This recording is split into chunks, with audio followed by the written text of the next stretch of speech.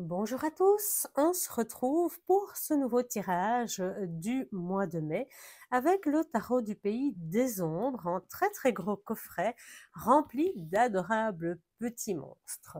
Il s'agit bien ici d'un tarot dont je vous donnerai les explications, mais il peut également être utilisé avec le livret où vous avez la description de la carte, des mots-clés, le côté positif, négatif, le message de la carte, mais également des réflexions. D'ailleurs, pour le tirage sur YouTube, donc la vidéo que vous regardez, eh bien, j'irai chercher les différentes réflexions et les questionnements auxquels renvoie la carte, de façon à ce que vous puissiez l'avoir également sur ce tirage vidéo.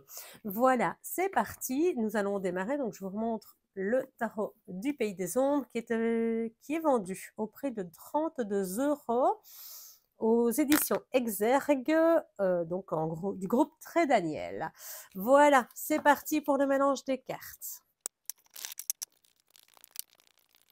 Voici votre tirage de la semaine. Je vous rappelle que si vous aimez les tirages, n'hésitez pas à liker et à vous abonner à la page pour d'autres tirages, d'autres guidances, mais aussi d'autres contenus en rapport avec l'ésotérisme, la magie et l'occultisme.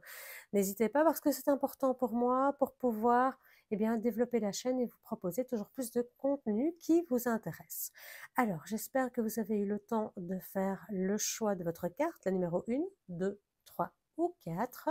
C'est parti, on découvre ensemble le choix numéro 1. Alors, nous avons le roi de denier. Alors, le roi de denier, c'est une carte qui va nous parler d'une certaine maturité dans les affaires matérielles. C'est une carte qui va nous parler d'une aisance, mais surtout, d'avoir finalement acquis de la sagesse, de la stabilité, de la bonne gestion de vos affaires, de la bonne gestion de vos finances également. C'est quelqu'un qui a les pieds sur terre. C'est quelqu'un qui est réfléchi, qui est mature. Et un roi, généralement, c'est un personnage qui est solide. Donc ici, on le voit, il tient une sorte de boule de cristal en quelque sorte, et on voit qu'il s'occupe de la gestion de ses affaires, de son business. Il est également connecté au monde supérieur grâce aux cristaux, et donc c'est quelqu'un qui ne va rien laisser au hasard, qui va aller chercher dans toute, je vais vous montrer la carte d'ailleurs un peu plus près, qui va aller chercher dans tous les domaines possibles et inimaginables pour faire fructifier, avancer, stabiliser ses affaires. Alors, de manière générale, quand on l'a du côté positif, on va parler de quelqu'un de minutieux, de méthodique, quelqu'un qui fait attention à tous les détails. Vraiment, c'est quelqu'un qui aime avoir le contrôle et qui l'a, hein, qui gère très bien ses affaires. À l'inverse, on parlera plutôt de quelqu'un qui est dans la négligence, qui peut être sans gêne, qui est chaotique, qui n'a pas de sens. C'est un peu quelqu'un d'anarchique, hein, qui va dans tous les sens.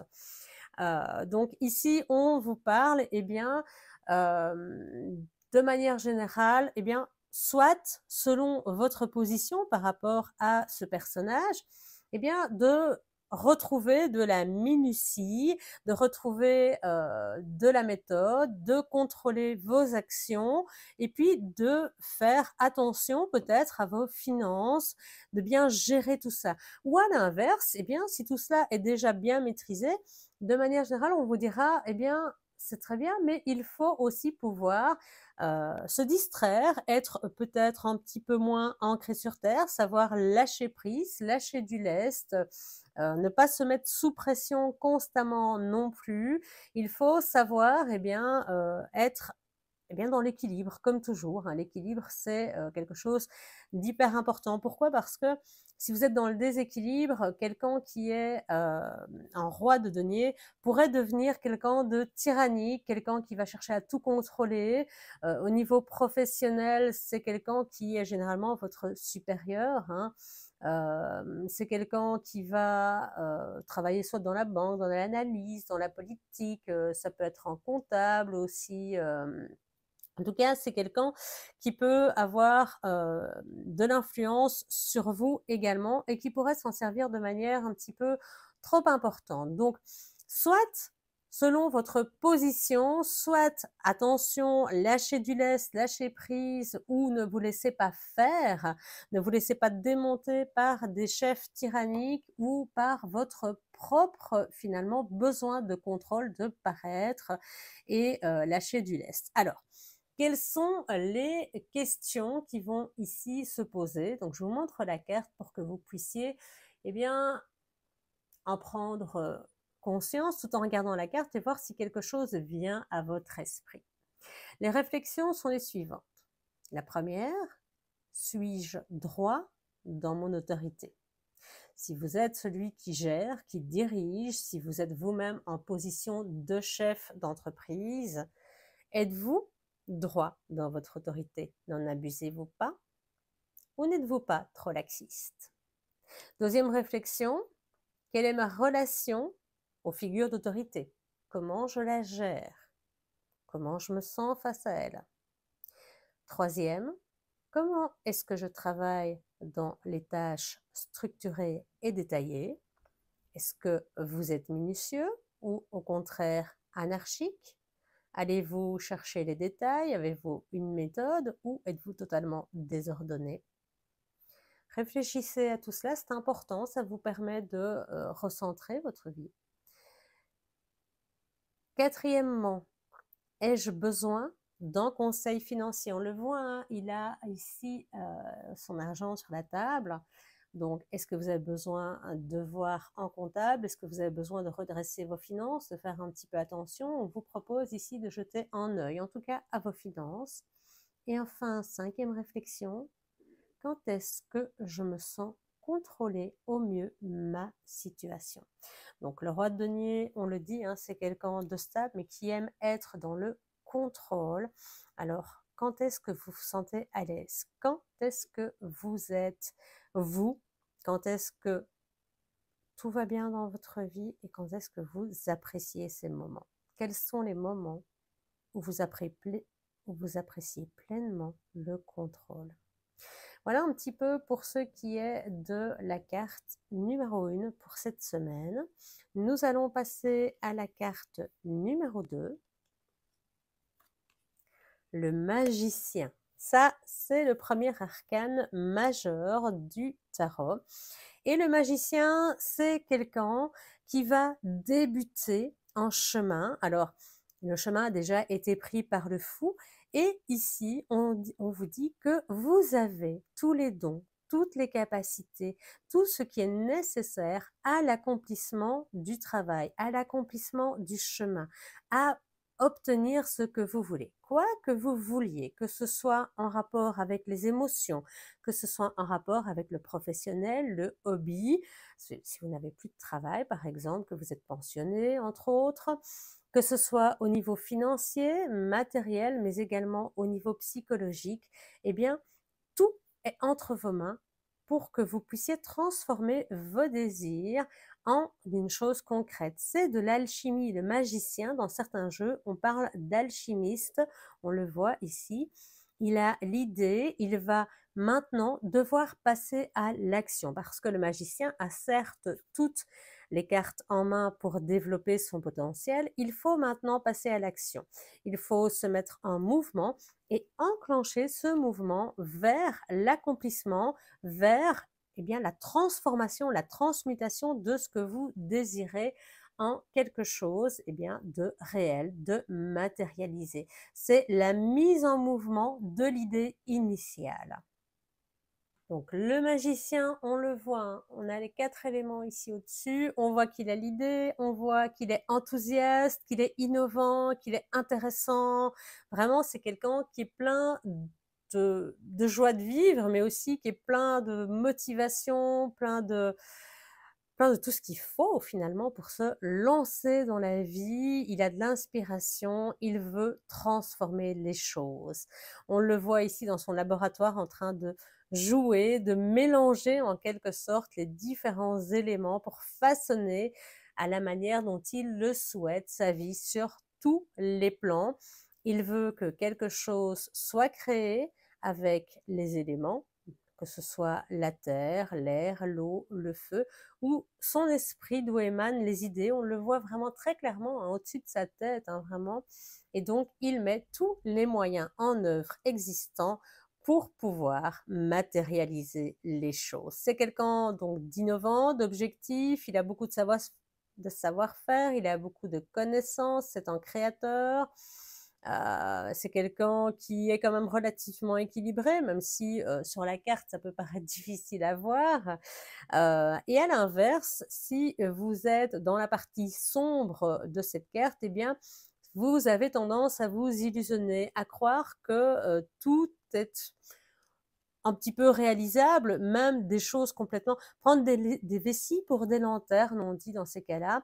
On peut facilement vous tromper, on peut vous arnaquer, vous pouvez être dans un creux de la vague, être un peu en déséquilibre en ce moment ou être en insécurité. Mais en tout cas, attention aux illusions, attention à la tromperie et à la supercherie parce que vraiment, votre côté innovant, votre côté un petit peu savant fou, plein d'idées, plein d'envie de créer quelque chose peut porter finalement à ce qu'on eh bien, se trompe de vous, bien qu'on vous illusionne vraiment et qu'on vous fasse croire que tout est possible alors que ce n'est pas le cas. Donc attention aux charlatans, attention aux personnes qui veulent vous faire avaler n'importe quoi, aux faux cultes, aux faux gourous, enfin aux vrais gourous plutôt, qui vous promettent mondes et merveilles et qui en échange ne vous donneront eh bien que l'allègement de votre portefeuille. Hein. Ça je le dis souvent, mais de manière générale, on vous fait une mise en garde ici si vous êtes du côté sombre. Si vous êtes du côté positif, c'est le moment de passer à l'action pour matérialiser et concrétiser vos envies, vos besoins.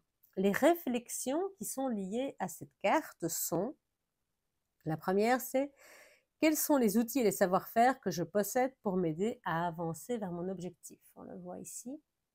Quelles sont les idées, quels sont les éléments qu'il possède déjà, qu'est-ce que vous avez déjà mis ou qu'est-ce que vous possédez pour arriver à vos fins. Deuxièmement, comment puis-je compter sur mon propre savoir et sur les conseils des autres de façon équilibrée, donc de façon à ne pas se faire illusionner, de ne pas se faire avoir, de ne pas être trompé. Pensez toujours à l'équilibre, pensez toujours à la réflexion, ne prenez pas pour acquis tout ce qu'on vous dit. Qu'est-ce que j'ai très envie de faire ou de créer dans ma vie? Qu'est-ce que vous voulez manifester? On le voit, hein, il est en train, il a son livre, il a l'objectif bien en tête. Est-ce que je reconnais et est-ce que j'applique toutes mes capacités? Donc, est-ce que j'utilise tout ce qui est mis à ma disposition pour y arriver?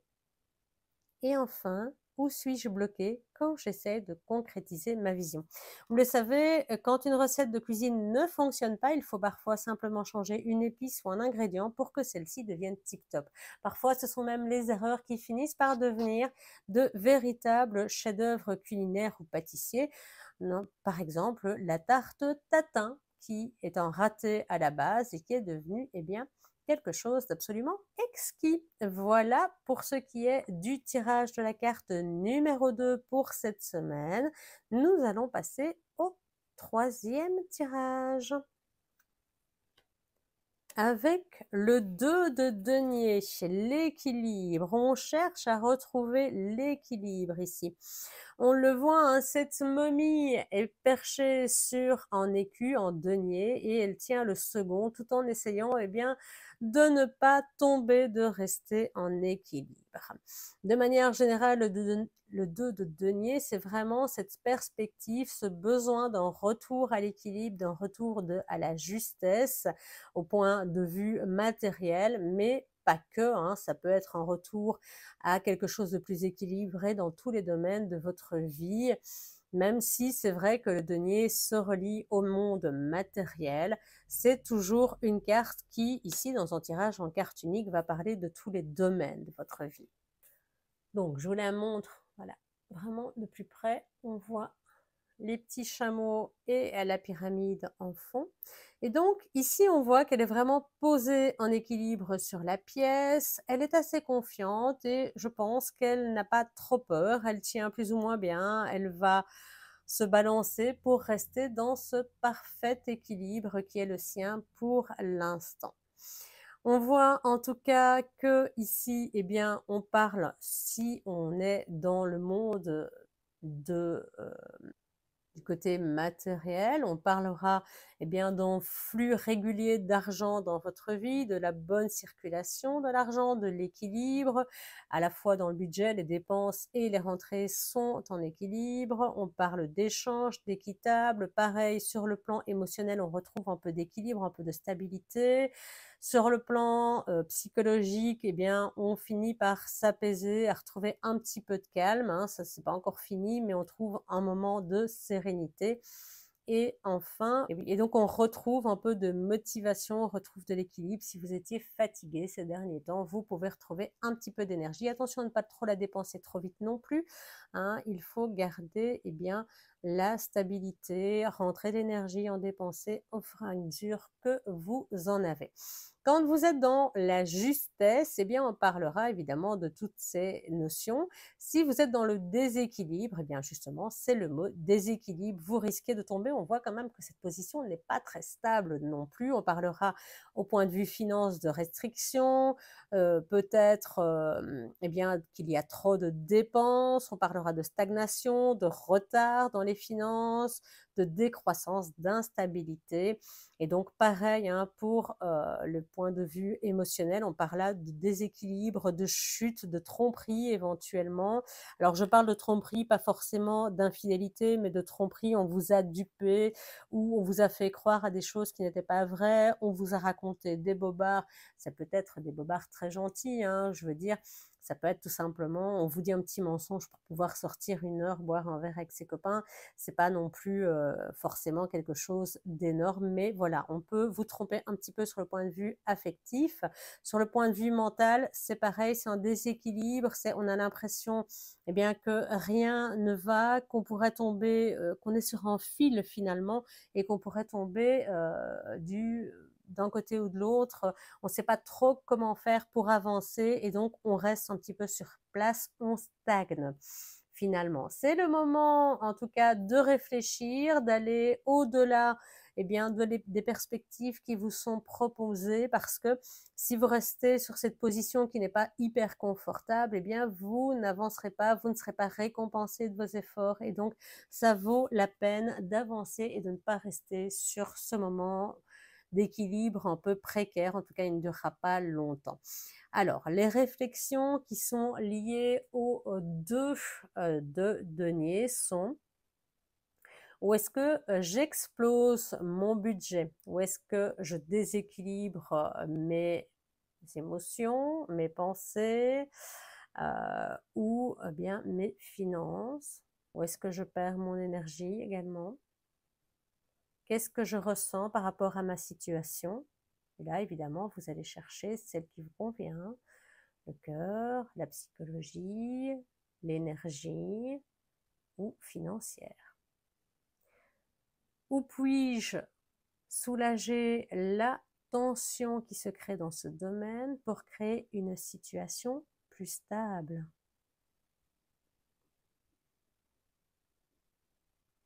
Comment est-ce que j'équilibre ma santé en ce moment? Est-ce que je prends soin de moi? Et suis-je à l'aise avec ma situation financière, émotionnelle, psychologique, dans ce que je donne et ce que je reçois? Est-ce que l'équilibre est là?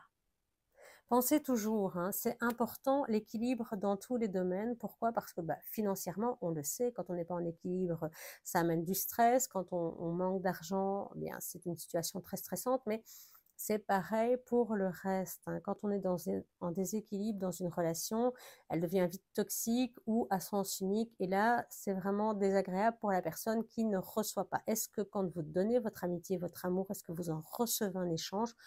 Posez-vous la question. Pareil avec le soutien et l'aide que vous apportez aux autres hein, sur un plan d'écoute, d'échange, d'empathie.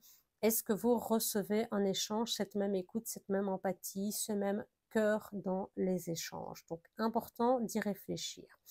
Voilà pour ce qui est de ce deuxième tirage. Nous allons parler, ce troisième tirage, pardon, nous allons passer au quatrième. Et là, nous avons le 8 d'épée. Alors le 8 d'épée va nous parler d'une situation dans laquelle on le voit, on n'est pas hyper confort. On voit que l'oiseau a les yeux bandés, qu'il est entouré de plumes, donc habituellement ce sont des épées, ici c'est représenté par des plumes, mais il a les yeux bandés, il a l'impression de ne pas voir la fin, il a l'impression, alors j'ai envie de dire, l'expression c'est pieds et poings liés, on ne voit pas le but, on a l'impression d'être en cage, d'être prisonnier, de ne pas savoir que faire. D'ailleurs, de toute façon, on ne voit pas d'issue à sa situation. Donc on le voit, on est vraiment lié par cela, alors qu'en réalité, eh bien, cette situation, c'est un peu nous, j'ai envie de dire, qui la cherchons. Je sais que c'est quelque chose qui revient très fréquemment hein, depuis plusieurs semaines dans les différents tirages, mais ici, on vous dit vraiment, bien, enlevez, détachez-vous, ce ne sont que de légers rubans qui vous entravent, battez des ailes, ouvrez vos bras en ce qui vous concerne, retirez ces entraves pour pouvoir enlever le voile qui est sur les yeux et finalement déplacer ces plumes qui représentent eh bien, du stress, de l'angoisse, des insomnies, des disputes évidemment, des rumeurs, de la rumination également, et pour enlever tout ce qui aujourd'hui eh bien, fait que vous êtes mal, fait que bien, vous n'êtes pas bien du tout. Cette prison, elle est mentale, hein, donc elle peut s'enlever vraiment, elle peut se retirer et on peut modifier sa situation de 8 d'épée. Alors que ici, ce qu'on voit sur cette carte, hein, je vous la remonte d'un peu plus près, c'est cet oiseau, on a l'impression que quelque part, il est bloqué par ses propres peurs, par ce cercle de plumes, et qu'il a l'impression qu'il pourra d'ailleurs plus jamais voler. Et il attend en fait que quelqu'un vienne l'aider, que quelqu'un vienne à sa rescousse. On a cette impression peut-être d'être confiné, d'être impuissant, on se victimise, on est vraiment dans l'attente. C'est vraiment ça. On est vulnérable, on ne prend aucun risque. À l'inverse, si cette carte, eh bien, qui est une carte négative, eh bien, si on la retrouve côté positif, eh bien, on sait qu'on va pouvoir se sortir d'un mauvais pas, qu'on va enlever le bandeau, qu'on va se libérer, qu'on va prendre ses responsabilités, qu'on va retrouver de la force et que surtout, on ne va pas, eh bien, rester dans ceux qui nous empêchent d'avancer. On va reprendre notre responsabilité de liberté et d'action et se mettre en mouvement. Parce qu'il faut savoir que dans les tarots, vous avez toujours un sens positif et négatif à toutes les cartes. Hein. La dualité de chaque carte est présente. Donc ici, on vous demande eh bien, d'ouvrir les yeux sur les restrictions et les limitations que vous vous mettez à vous-même bien souvent. On parle de ces idées limitantes, et bien ici, c'est vraiment de ça qu'on vous parle. Qu'est-ce que vous percevez? Comment les percevez-vous? Comment pouvez-vous en venir à bout? Est-ce que vous êtes dans des pensées de rumination obsédante, de victimisation ou de persécution? Le petit phénomène un petit peu, comment on appelle ça? Calimero. Est-ce que vous vous sentez pris au piège? Est-ce que vous avez l'impression que jamais votre situation ne va s'améliorer? Vous avez l'impression de ne pas voir la sortie, de ne plus voir de lumière au bout du tunnel, alors qu'en réalité, vous en êtes capable. Hein. Vous êtes capable de partir de vous-même, de vous défaire de ce piège qui est là, qui est un piège très fin, le piège de la prison mentale. On peut toujours s'en sortir. Il faut clarifier les choses, aller au-delà de ses limites, les repousser ou les accepter. Et rappelez-vous vraiment que, eh bien, vous pouvez travailler sur pour vous en libérer, en tout cas sur l'estime de soi, visualiser ce que vous voudriez être, ce que vous aimeriez être et avancer avec confiance, avec la confiance de pouvoir changer les choses. Vous êtes en tout cas invité ici à observer les différentes choses qui vous entravent pour pouvoir vous en libérer et ainsi de suite. Donc vraiment le côté duel de la carte. Alors, les réflexions qui sont liées à cette carte sont: quelles sont les restrictions que je perçois dans ma vie? Et donc de là découle forcément la question de comment puis-je m'en libérer? Mais avant, il faut d'abord les découvrir. Est-ce que je me sens plutôt victime en ce moment? Et comment reprendre mon rôle et mes responsabilités? Comment puis-je me libérer des restrictions présentes? Est-ce que je ferme les yeux face à l'oppression ou face à des difficultés ou face à moi-même? Est-ce que je fais l'autruche également? Et comment puis-je aider ceux qui se sentent victimes? C'est également une carte pour votre entourage si elles se sentent actuellement victimes d'une situation qu'elle a l'impression de ne pas pouvoir gérer ou maîtriser. Voilà un petit peu ce qu'il en est pour le tirage de cette semaine. J'aimerais vraiment avoir votre avis sur les tirages de tarot parce que personnellement, j'aime beaucoup le tarot. J'aime travailler avec ce jeu très structuré qui, voilà, on pourrait faire en sorte d'évoluer vers le monde des tarots avec des jeux où, pour ce qui est de Facebook, vous pouvez toujours retrouver en tout cas les cartes et leur inspiration, leur message. Donc ça ne changerait pas vraiment pour les personnes qui sont sur Facebook, mais est-ce que vous aimez le tarot plutôt plus que les oracles ou est-ce que vous préférez les oracles qui ont tendance plutôt messagère que divinatoire? Alors que ici, les tarots, généralement, on est plutôt sur du divinatoire. Pourquoi? Parce qu'on parle eh bien, de toutes les parties de votre vie. On va parler de la partie émotionnelle, de la partie motivation, hobby, loisir. On va parler de également votre côté psychologique et on va parler également du côté matériel et financier. Est-ce que vous aimez ces jeux? Alors dites-moi en commentaire, c'est super important pour pouvoir faire évoluer le tirage, eh bien, dans le sens que vous avez envie que cette chaîne évolue. Alors pensez bien à vous abonner à la chaîne, à liker cette vidéo, à laisser vos commentaires et à me dire ce que vous en pensez. Et puis pensez à activer la clochette des notifications. Vous serez ainsi averti des prochaines vidéos, qu'elles aient trait aux guidances ou qu'elles aient un tout autre sujet, que ce soit l'ésotérisme, l'occultisme, la magie, de façon à pouvoir être informé dès leur sortie. Et puis, n'hésitez pas à me rejoindre sur mon réseau de prédilection qui est TikTok et la chaîne s'appelle Laetitia Lobet en un seul mot, où vous découvrirez du contenu tout à fait exclusif. Voilà pour cette semaine que je vous souhaite excellente et on se dit à la semaine prochaine. Ciao!